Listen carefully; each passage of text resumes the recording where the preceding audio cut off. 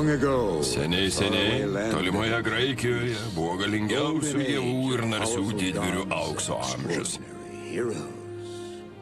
Drąsiausias ir stipriausias iš jų buvo galingasis, didingasis Heraklis.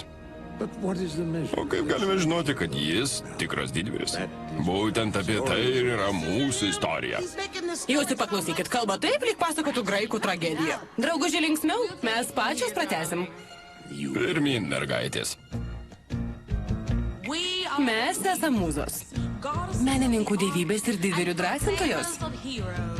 Didvyrių kaip Heraklis. Milojo, o ne Henaklis. Norėčiau apdainuoti jo nuotykius. Mūsų istorija prasidėjo keletą erų prieš gimstant Heraklį.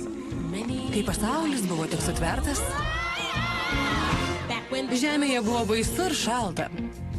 Visur pilna didelių padarų, vadintų titanais.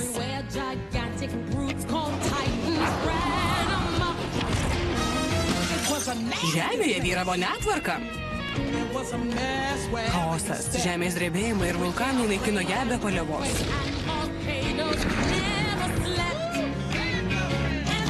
O tada pasirodė Dzeusas. Svaidydamasis žaibais, jis įkalino tos niekšus. Vienas sutvarkė chaosą ir jo padarinius. Tai šventa tiesa. Jis buvo pats geriausias, nurimkit. Štai taip viskas ir buvo. O taip. Štai koks. Kad ir kaip neįtikimai skambėtų, buvo gyvenimas Olimpo kalne. Ir tai yra šventa tiesa.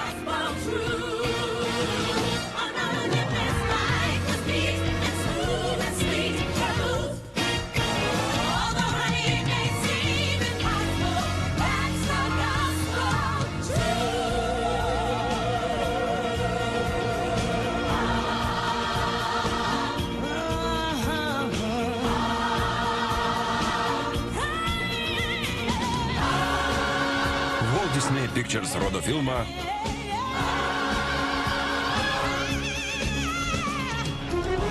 Heraklis.